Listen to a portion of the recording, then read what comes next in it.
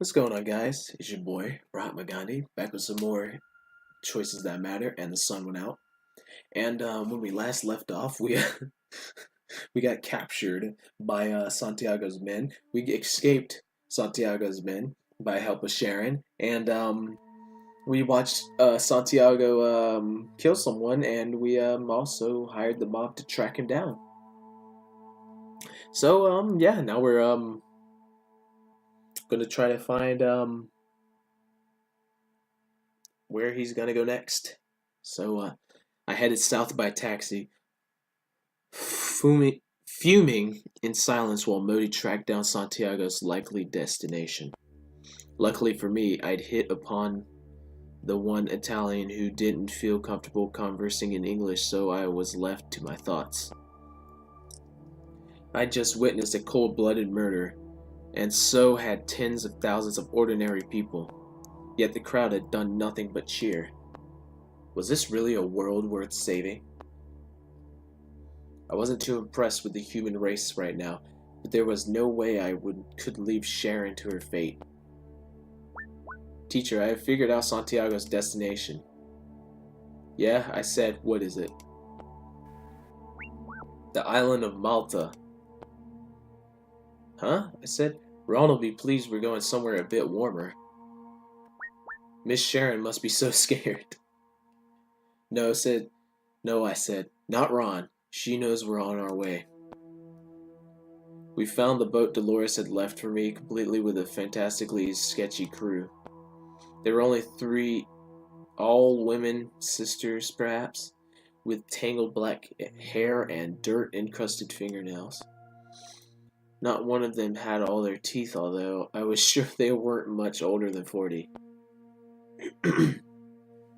Before I stepped on board, I asked the captain about her religious beliefs. She caught my drift easily enough. You mean, do I think Santiago killing people is going to restore the sun? She spat over the railing. We're sailors, but that's a bit too much superstitious nonsense even for us. I'm delighted to hear it, I said. Pay in advance, she responded with a smile. You'll never know where the world's gonna end. When the world's gonna end. True enough, I said, knowing full well all 3 women had already been paid. I paid them again all the same. We set sail for Malta. Lock your doors and sleep. Befriend the crew. They could be useful. They could be useful. I braved the frigid wind on deck to join the women on the bridge. One of them pointed out that 4 people could play a fair hand of poker and produce a salt-encrusted pack of cards. It looked a lot like someone who used those cards could easily memorize the backs of every card by their blots and creases. But it wouldn't be my money I'd be laying out. And so it was that I lost another 100 euros and loved every minute of it. I went to my cabin and laid down just for a minute with my shoes still on. I woke up a few hours later and one of the crew shook me, breathing rancid breath into my face as she called my name. I said. She showed her language skills by understanding me instantly. We're within sight of Santiago's vessel, she said. If you like, we could sneak you aboard. My name is Megan. Won't he notice? I said, rubbing my eyes. It's a big boat, she said, and we've hitched a ride on it plenty of times before Santiago claimed it. Oh. Sure, please stay within sight. I may need you again. They were right. The ferry was enormous. It loomed above us like a multi-story apartment complex. One of the women came with me in a little motorized boat that could never have caught up with the ferry on its own. Fortunately, we'd been dropped in front of it. For one terrifying moment, I thought the ferry would crush us both to pieces, sailing over our boat without so much as noticing a blip in its path. Then my companion neatly hooked one of the ferry's emergency ladders with a curved stick and braced us against the ferry's side with an oar in her other hand. Go on then, she said through gritted teeth. We don't have all day. I leaped aboard and climbed quickly, my arms aching more from cold than exertion. In that wind, I guessed the deck would be abandoned. I was right. By the time I turned back, I saw no sign of my own ship or the little boat that had delivered me onto the ferry. So much for that. For now, it was time to find Sharon. I strolled all around the deck, asking Modi to take measurements and find places where a prisoner could be hidden. Teacher, do you hear that tapping? I stopped dead and listened, and once I'd schooled my breath and sorted out the sound of confused seagulls and low chatter. I heard it too.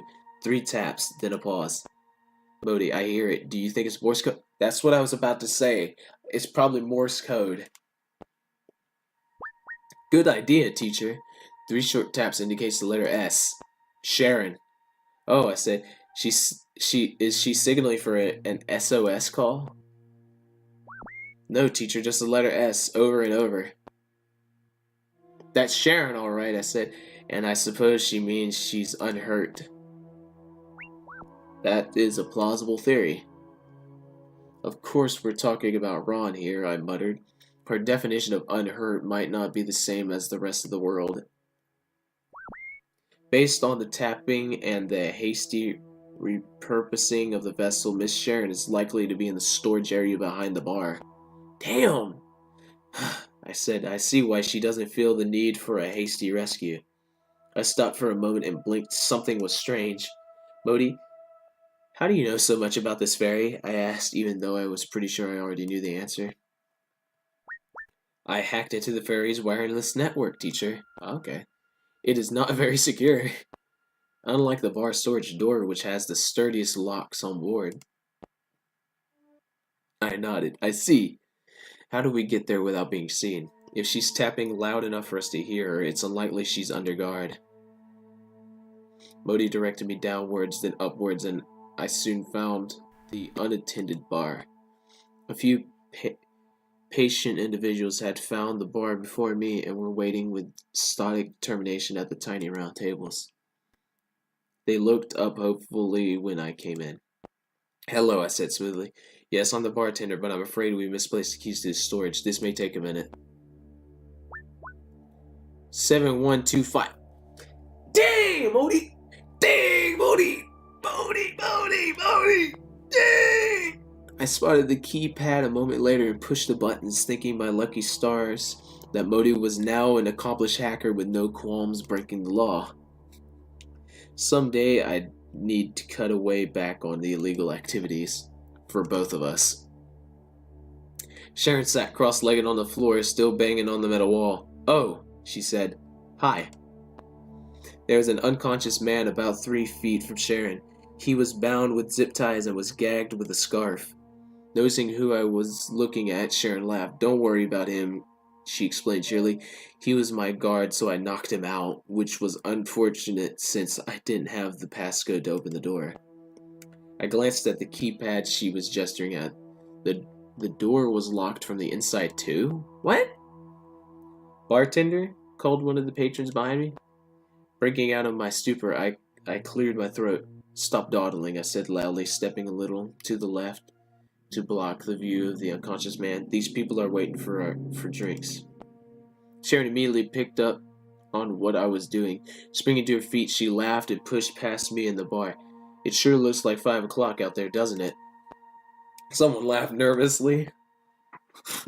Sea breeze, anyone? She asked the patrons. Whiskey, or would you like one of my signature cocktails while we putter over to delightful Malta for our impromptu holiday? Somehow it didn't surprise me at all that Sharon was experienced bartending. I just wish we could have some drinks ourselves. When the group was well satisfied, she found an honesty jar, labeled it with the code to the storage room, and took me by the arm to get some privacy. Thanks for opening the door, she said cheerfully. Petrus is gone, by the way, she continued. He was pretty broken up about that astronaut being really dead, but I'm sure he'll perk up. He went to Portugal to meet some scientist group called Children of Gaia. Okay, I said, glad he was safer than we were, despite my reservations about a group who named themselves Children of Gaia. We have almost reached Malta. Oh, we need to get the hell off this boat. Better get a wriggle on. Then, said Sharon, startling me. Where'd they put Jonathan? Do you think he could be on board? I asked. I'm sure of it, he said. He was under the stage in the plaza. Santiago is on board, and so is he. Santiago will kill him for sure, I said. Not if we find him first, said Sharon. Man, let's find Santiago. Let's kill this motherfucker. Santiago will be up high, said Sharon. He likes looking down on people. I agreed, I said. And we headed up the closest stairwell we could find. I jumped at the sound of a cracky message over the ferry's intercoms. We are now drawing close to the island of Malta. Prepare to leave the vessel. You will be led to your accommodation for this evening. I realized we'd been sailing at high speed for more than 12 hours. Accommodation, said Sharon, so he's already got friends here. And enemies, I said grimly. This madness can't go on forever. Sharon glanced reflectively at a nearby porthole. We could really use some sunshine about now. Santiago wouldn't have so much power then, I agreed. Speaking of which, I said, thinking aloud, Santiago knows that if the sun comes back at the wrong moment, his murdering spree is over. He'll stay on the boat, said Sharon, picking up on the logic, where he knows he can get away. I bet he keeps Jonathan on board too, I said. So do we stow away and make sure he's not as safe as he thinks he is? Or do we get on land and see what havoc we can wreak while he's asleep? I'm staying, said Sharon. This is where the fun will be. I'm not going anywhere without you. I'll see if I can shake up his Malta support base. I'm gonna go into Malta. If anything happens, she said, let's meet in Portugal. I agreed, pleased that she was finally admitting that it was good to have a backup plan. I joined the crowd meekly and was settled into a rather nice hotel at Santiago's expense, or more accurately, at the expense of the many poor fools already donating their life savings to his cause. Oh my god. I checked the room for bugs just in case and then headed straight for the bar. This was one of those rare occasions when alcohol might lower people's inhibition enough to actually improve their judgment. Isn't Santiago just amazing? Said a teenage girl to her friend as she nursed a glass of orange juice by the bar. It's sad the sacrifices are needed, but it'll be worth it once he brings back the sun, her friend agreed enthusiastically. Yes, we must do what is necessary for the sake of the world, added an older man sipping his bourbon. I'm sure Victor hates the sacrifices too. No, he does not! I tried my best not to scowl. Yes, Santiago's amazing, I said at first. Also, did you know he's already killed dozens, maybe hundreds of people while the sun was still shining, I said loudly so everyone could hear. He's already a mass murderer before all this. I think he just enjoys it. What? What do you mean? Questioned the teenage girl, perplexed. You heard me, bitch. So I told them of Santiago's exploits while showing them news articles that supported my tale. Most of them didn't believe me, quickly dismissing my story and demanded for hard evidence, which I didn't have. Yet I noticed the telltale lines of doubt forming on some of their faces. It was working. I just had to keep pushing. Press square to doubt. A few hours later, I ordered a glass of wine and an overpriced plate of chips to keep my strength up, sliding into a booth where I had good views of the doors to the street. Teacher, this is no time to give up on your health. Actually, I said through a mouthful of chips, I think it's exactly the right time. Are you talking to your food? A man asked me. Not technically, I said, and showed him Moody's screen. I'm not up to date with those things, he said, and introduced him as Ernest. His British accent sounded like it had been moved several countries thanks to the influence of several glasses of scotch. Do you think Santiago will murder more people tomorrow? He raised his bushy eyebrows. I've already heard what you've been saying about Santiago. Oh, I said, I just meant, why are you here if you're not one of the faithful, he said. I didn't say that. I said, Didn't you hear what our leader said in Rome? You're poison. You're the reason the sun still hasn't returned. Spit flew from his mouth, speckling my face. You dirty motherfucker. Please calm down, I said. Just sit and talk to me. You're making a scene. Help, somebody, he shouted. There's an unbeliever among us. Ooh! I'm dead. Two strong hands gripped my arms from behind and hauled me out onto the floor.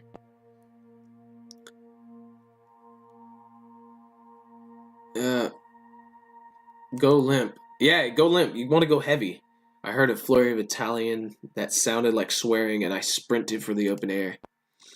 The freezing air hit me like a slap in the face, and even as I ran for my life, I noticed the bitter edge to the breeze. Behind me, I heard more voices shouting and running feet. I knew exactly how to make them lose enthusiasm for the chase. I ran to the water, hauling in deep breaths of air that scraped my chest, and I jumped into the sea. For a moment, I thought I'd been shot. It was just the water. I swam until I judged I was too far away to be shot, and then I turned back. No one else was in the water. I swam a little way around the island, needing to avoid the people. Once again, the darkness kept me from being discovered. Modi tried desperately to get me in an argument about politics, but I quickly realized Modi was just trying to keep me talking in order to monitor my health. Then we argued about whether I deserved to have a Mudicon or if I was simply creating an Emerald supercomputer with no empathy and no limits. I had a bad feeling Modi had been wondering about some deep questions for a long time, and worse, that Modi was right to worry. But I was so tired. Oh, I'm gonna fall asleep while swimming? I reached the shore, stole dry clothes from someone's house. Modi told me to. It wasn't my idea. Bought a pair of golden contact lenses and booked into a new hotel where I had a steaming hot shower, cranked the heating, and then drank scalding hot tea till I finally stopped shivering. I didn't want to go outside ever again. And Sharon was still on Santiago's boat. I crawled under the covers with one more mug of tea, trying to think of a plan. When the chanting in the streets started, I woke up. It was morning, and I was still wearing my shoes. It was time. I grabbed my things and ran down to join the mob, terrified that Sharon would be appearing on stage to be publicly killed. The crowd carried me back to the seashore where Santiago stood and waved to the crowd from the upper deck of his ferry. The shore was lined with more of those revolting giant screens, all showing grossly oversized copies of Santiago's face. Today is the day, he screamed, and his wailing was amplified until it rang in my head like oversized bells. Today, I sacrificed my spiritual father. Oh no, he's gonna get Jonathan! No! I had a very bad feeling I knew where this was going. Here comes Jonathan. In my heart of hearts, I was relieved. Either he didn't have Sharon or he was saving her for another day. Today, together, we bring back the sun. Little puffs of his breath showed white against the black curtains someone had erected behind him. He spread his arms wide. I am Victor, and we are victorious. You don't get your dumb ass. The crowd screamed in delight, and I knew I was a coward for being glad no one was looking at me. The curtain parted, and Jonathan stumbled out on stage, almost falling to his knees at Santiago's feet. Behold, cried Santiago, my teacher, my leader, my sacrifice, the founding father of the 100th day. Blood trickled down Jonathan's face. Even from this distance, I could see that he's been beaten, and he was shaking like a leaf. He was terrified. He knew he was going to die. He stood and took 3 steps forward. It was clear he barely had the strength to stand. One of the guards lunged for him, but Santiago waved them away. Jonathan grasped the microphone with both hands, and the crowd hushed. I am not worthy, he said to the crowd. Santiago smiled. Jonathan blinked as his blood dripped into his eyes. His voice shook. I am not willing. Oh, I see what he's doing. Oh, he's not a sacrifice if he's not willingly. If he's not willing to die, he's not a sacrifice. So it would just be a murderer. And I think, oh my God. Oh, okay. Come on, Jonathan. Santiago scowled and moved to cut him off. Don't listen to him. This is not a sacrifice, Jonathan said, speaking quickly and pulling the microphone stand with him across the deck. This is wrong. You know this is wrong, Jonathan continued, addressing the crowd. No one is being saved. The sun will not return by murdering people. Open your eyes, I beg you. One or two people in the crowd shifted their feet, suddenly unsure about their grand purpose.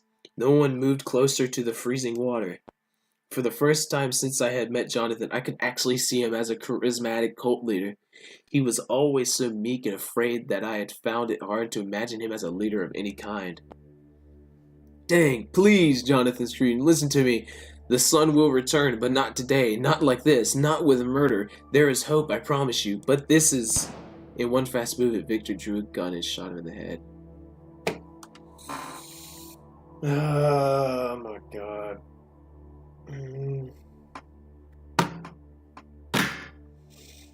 Oh my god.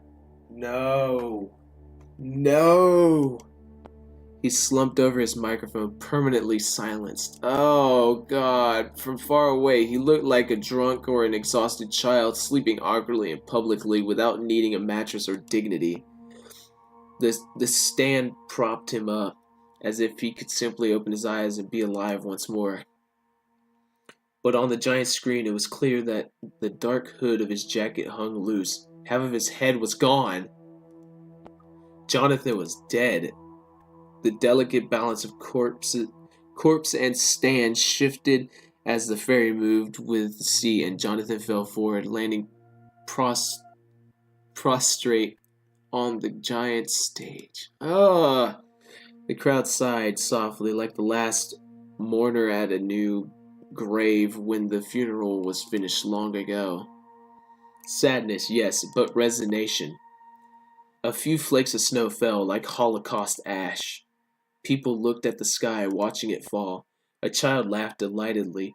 She had probably never seen snow before. There was a child? Teacher, it has never snowed on Malta before. What? I know, Modi, I said, and shivered inside my stolen clothes. Really? What? Damn.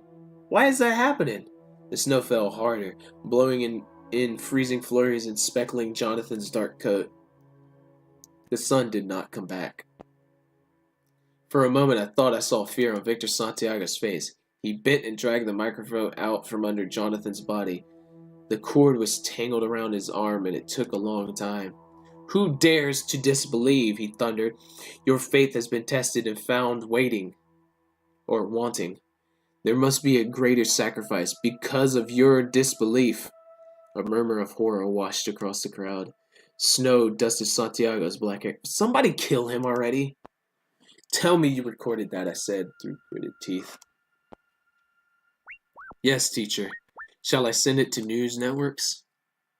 No, Modi, I said. More attention will only help Santiago now.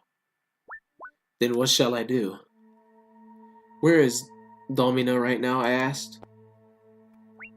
Miss Domina is here on Malta. Correction, she is on the ferry currently owned by Mr. Santiago. Don't tell me she's captured. Come on. Call her, I said. Putting you through now, teacher. Domina's calm voice greeted me. Have you found Sharon, I asked. Your blonde friend managed to send us the coordinates of Santiago's mobile base, she said. Is she safe, I asked. Did you let her out? Ah, said Domina, it seems you have conflicted priorities. Do you want Santiago taken out of the picture tonight before he kills again, or do you want Sharon freed? You're right there, I shouted, forgetting where I was. Can't you do both? Not with our current resources. We can only do one thing tonight. Also, it'll cost you another €1,000,000. Another million, I trembled with rage. Sharon freed you from that shipping container, as you know perfectly well. The company would never approve €1,000,000 for Sharon. If I wanted to make a deal with Domina, I'd have to either steal from company or lie to the mafia. Both would be a bad idea. Sorry, she said idly. That just won't do. I believe you're aware that the mafia isn't a charity. So which is it? Shall we get Santiago tonight as per our original agreement, or free Sharon tonight for an extra €1,000,000?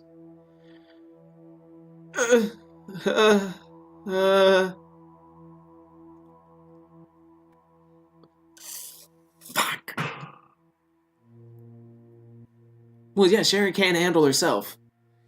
Okay. Okay, hold on. Hold on.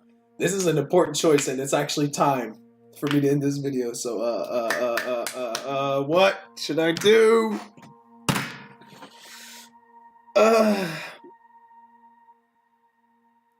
She said that if anything happens, we meet in Portugal. So focus on Santiago tonight. Sharon can handle herself. Very well said, Domina. It was a pleasure doing business with you, you fucking bitch. Okay. Gonna end the video right here. I'm gonna see you guys in the next video, and peace.